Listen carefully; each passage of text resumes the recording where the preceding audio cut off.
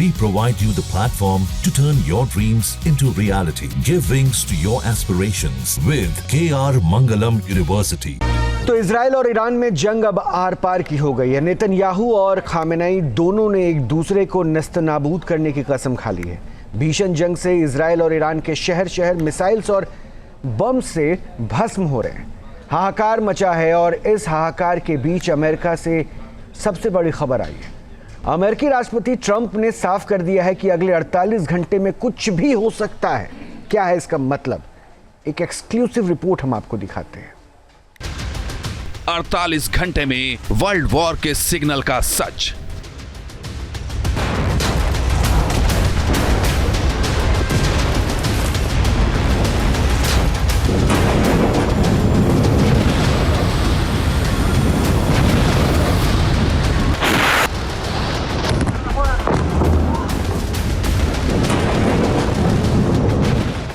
Israel और Iran में जंग से हाहाकार।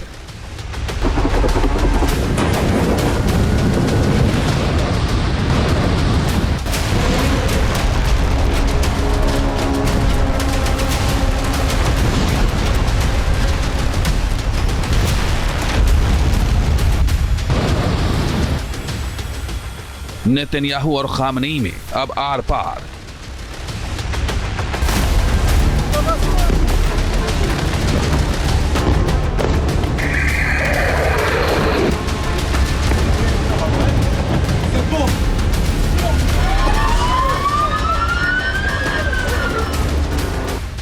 जंग में अमेरिका की एंट्री से मिडिल ईस्ट सहमा।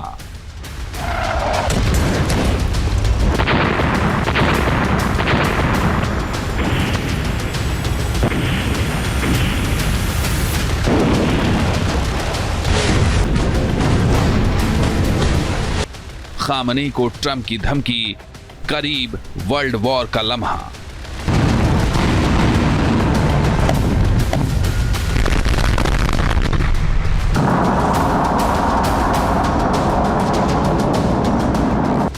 इजराइल और ईरान की जंग भयंकर हो गई है। दोनों ने एक दूसरे पर मिसाइलों और बमों की बौछार तेज कर दी है। इजराइल के फाइटर जेट्स और मिसाइलें लगातार ईरान के न्यूक्लियर ठिकानों और सैन्य बेस को तबाह करने में जुटे हैं।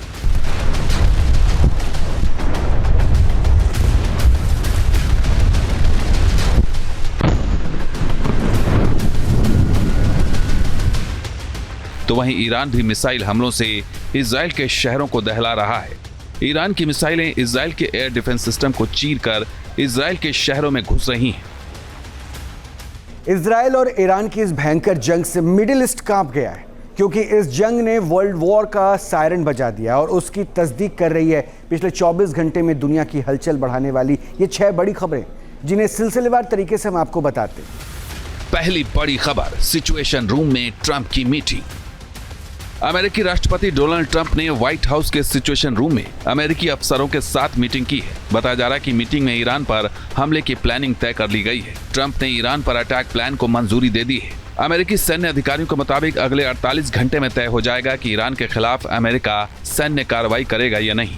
इस मीटिंग के बाद ट्रंप ने साफ कहा है कि ईरान ने डील करने का मौका गंवा दिया है, लेकिन मेरे पास हर चीज का प्लान है, कुछ भी हो सकता है। दूसरी बड़ी खबर, भूमध्य सागर में Gerald Ford aircraft carrier ship.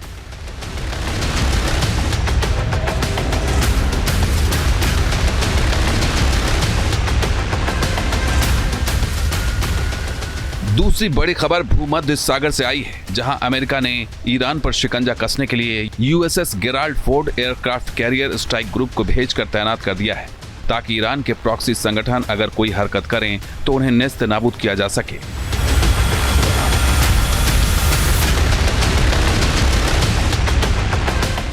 तीसरी बड़ी खबर, ब्रिटेन के पीएम की कोबरा मीटिंग। ब्रिटेन के पीएम कीर स्टारमर ने अपने सैन्य प्रमुखों और वरिष्ठ मंत्रियों के साथ हाई लेवल कोबरा मीटिंग की है। यह मीटिंग तब की जाती है जब इमरजेंसी प्रतिक्रिया देनी होती है। बताया जा रहा है कि इस मीटिंग में अमेरिका के ईरान पर सैन्य हमले के बाद ब्रिटेन का एक्शन प्लान तैयार किया गया है। ब्रिटेन के पीएम ने इस मीटिंग से पहले साइप्रस के अखरोत्री बेस का दौरा किया और ब्रिटिश सैनिकों का उत्साह बढ़ाया। इजराइल के समर्थन में जहां अमेरिका और ब्रिटेन ने सीधे तौर पर जंग में कूदने की तैयारी कर ली है, वहीं जर्मनी और फ्रांस जैसे नाटो देश भी जंगी तैयारी में जुट गए। लेकिन ईरान के सपोर्ट में रूस, चीन और नॉर्थ कोरिया के आने से मिडिल ईस्ट में वर्ल्ड वॉर का खतरा बढ़ गया है। चौथी बड़ी खबर, पुतिन की इजराइल से बात।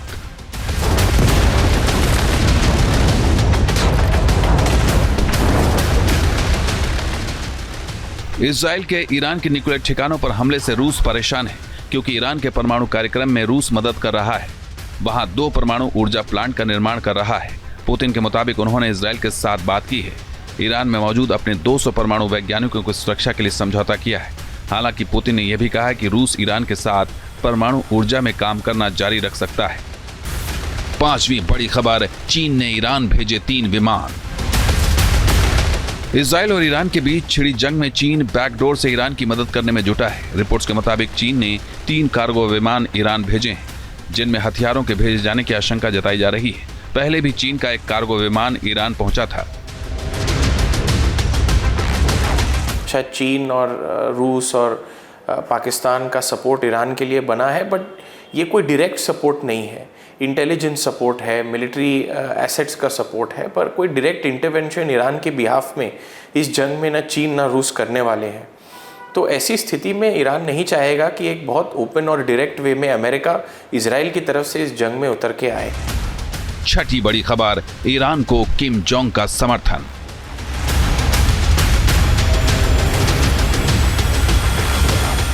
ईरान पर इजराइल के हमले से नॉर्थ कोरिया का तानाशाह किम जोंग भी बौखला गया है। उसने इजराइल को कैंसर कहा है। अमेरिका और पश्चिमी देशों को मिडिल ईस्ट में फुल स्केल वॉर छेड़ने के लिए अंजाम भुगतने की धमकी दी है।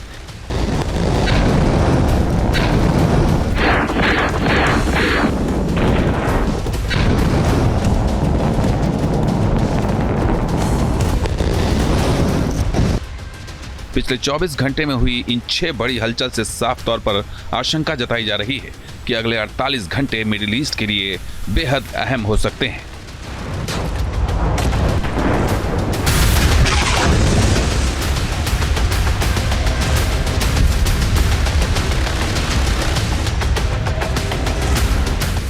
ईरान के सुप्रीम लीडर खामेनेई ने भी अमेरिका से भिड़ने का मूड बना लिया है। सरेंडर करने से साफ इनकार कर दिया है और अमेरिका को धमकी दी है कि अगर जंग में अमेरिकी सेना ने दखल दी तो अंजाम बुरा होगा।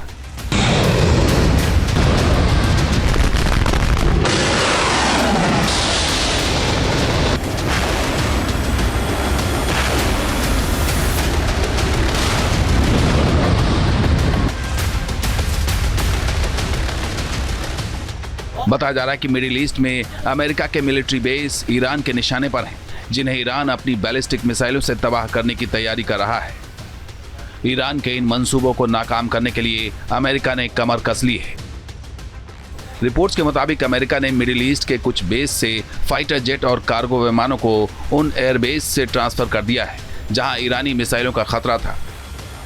जानकारी के मुताबिक अमेरिकी वॉरशिप को बहरीन के एक पोर्ट से मूव किया गया है और बहरीन में अमेरिकी नेवल कमांड और उसका 5वां बेड़ा है और इस बेस के कुछ जहाज़ों को कतर और अल उदीद एयरबेस पर ट्रांसफर किया गया है।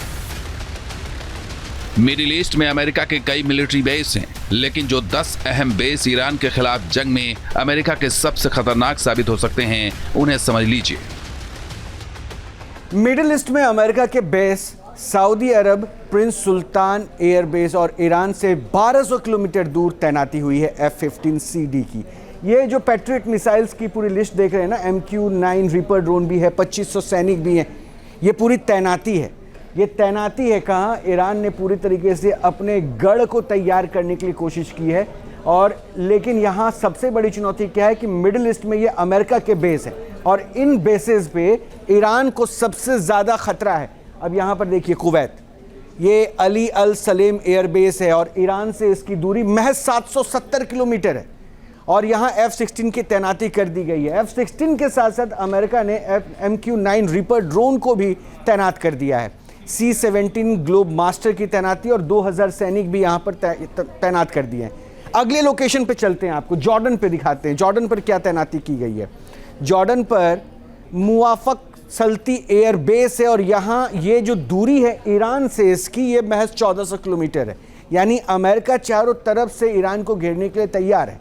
और यहाँ पर उसने F-16 fighter jet, MQ-9 drone और 1500 सैनिकों की यहाँ पर भी तैनाती कर दी है। अब इराक, यहाँ पे इरबिल बेस है और ईरान से इसकी दूरी महज 669 किलोमीटर है। यहाँ भी MQ-9 reaper drone, AH-64 Apache helicopter, C-130J transport और 2500 सैनिकों की तैनाती कर रखी है अमेरिका ने। कतर अली उदीद एयरबेस है, वहाँ यहाँ पे जो दूरी है वो ईरान से 1134 किलोमीटर ये दूर है और यहाँ पर F-22 और ड्रोन की तैनाती की गई है। सिर्फ इतना ही नहीं, यहाँ पर F-15E स्ट्राइक ईगल और साथ ही साथ F-22 JWHD JB-1B यहाँ लॉन्चर बम है और इसके साथ साथ 10,000 सैनिक भी हैं। ये तैनाती यहाँ पे की हुई है। और इसके अलावा UAE में अल धफरा एयरबेस है जिसकी दूरी ईरान से 1280 किलोमीटर है और यहाँ पर F-35A जो उनका 5th जनरेशन फाइटर प्लेन है, F-35A जो इजराइल को भी अमेरिका ने दे रखा है, उसकी तैनाती की गई है। और साथ ही साथ F-22 Raptor, MQ-9 drone, E-3 sentry अवॉक सिस्टम और 3500 सैनिकों की तैनाती यहाँ भी की गई है। बहरीन में भी तैनाती अमेरिका ने की है, ईरान से इसकी दूरी 1200 किलोमीटर है। और अमेरिकी नेवल कमांड की तैनाती है FA-18 super hornet, P-8 Poseidon टोही विमान भी यहाँ पर तैनात कर रखा है। इसके अलावा सीरिया को भी अमेरिका ने अपने बेस पे तैयार कर रखा है। अल तनफ गैरीन, यहाँ पर स्पेशल ऑपरेशन फोर्सेस की तैनाती है। इसके बाद ओमान, यानी जो मिडिल ईस्ट कंट्रीज़ के बेस लोकेशन से वहाँ पर अमेरिका किस तरह से अपने आप को तैयार रखा है वो दिख रहा है। ओमान में राफो थुमरेट एयरबेस है और यहाँ ईरान से इसकी दूरी 1200 किलोमीटर है। यहाँ पे F-16 की तैनाती है और MQ रीपर ड्रोन की भी तैनाती यहाँ पर की हुई है। हिंद महासागर में भी, इसके अलावा ये समझिए कि हिंद महासागर में भी डिएगो गार्सिया है, इसकी तैनाती B-22 स्पिरिट बॉम्बर और B-52 स्ट्रेटोफोर्टिस की भी यहाँ पर तैनाती की गई है। तो ये चारों तरीके से मिडिल ईस्ट में अमेरिका ईरान को घेरने के लिए तैयार बैठा हुआ है। मिडिल ईस्ट के कुछ देशों को छोड़कर करीब करीब हर देश में अमेरिकी बेस मौजूद हैं और अगर अमेरिका ने ईरान पर हमला किया तो तबाही मचना तय माना जा रहा है। अगले 48 घंटों में महायुद्ध के बादल मिडिल ईस्ट में कैसे मंडरा रहे हैं उसका अंदाजा इसी बात से लगाया जा सकता है कि अमेरिका की एयरफोर्स ने रीफ्यूलिंग विमानों को यूरोप में भेज दिया है। USS निमित्ज एयरक्राफ्ट कैरियर वॉरशिप भी मिडिल ईस्ट की तरफ बढ़ रहा है। USS निमित्ज पर करीब 5000 सैनिक और 60 से भी ज्यादा फाइटर जेट तैनात हैं। डोनाल्ड ट्रंप शायद ईरान पे प्रेशर भी बिल्ड करना चाह रहे होंगे कि अगर ईरान इस वक्त में बैकआउट नहीं करता है और उनकी डिमांड्स को नहीं मानता है तो शायद अमेरिका इजराइल की तरफ से इस जंग में पूरी तरह से उतरेगा। अमेरिकी डिमांड यही है कि किसी भी तरह का एनरिचमेंट जो न्यूक्लियर ग्रेड मिनरल्स है उनका परमिट अमेरिका चाहता है कि ईरान को नहीं मिले। माना जा रहा है कि अमेरिका जिस तरह समंदर और जमीन पर ईरान के खिलाफ हमले की तैयारी कर रहा है उससे ईरान पर 3 तरफ से हमला हो सकता है। फारस की खाड़ी से लेकर अरब सागर, लाल सागर और भूमध्य सागर में 3 एयरक्राफ्ट स्ट्राइक ग्रुप के 20 से ज्यादा गाइडेड डिस्ट्रॉयर वॉरशिप और क्रूज मिसाइल वॉरशिप ने डेरा डाल लिया है जो विध्वंसक मिसाइलों से लैस है।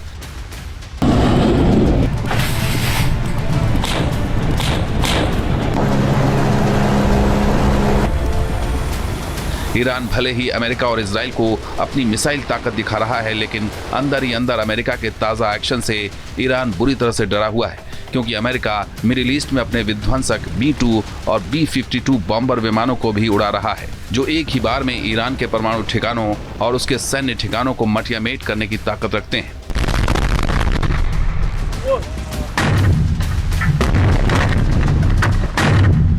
मतलब साफ है कि अमेरिका अगर ईरान पर हमला करता है तो ब्रिटेन समेत नाटो देश उसके साथ होंगे और ईरान के साथ रूस, चीन और नॉर्थ कोरिया खड़े हो गए हैं। जिस तरह ईरान को रूस और चीन मदद कर रहे हैं उससे जंग लंबी खिंच सकती है और अमेरिका की मुश्किलें बढ़ने पर मिडिल ईस्ट वर्ल्ड वॉर की आग में झुलस सकता है।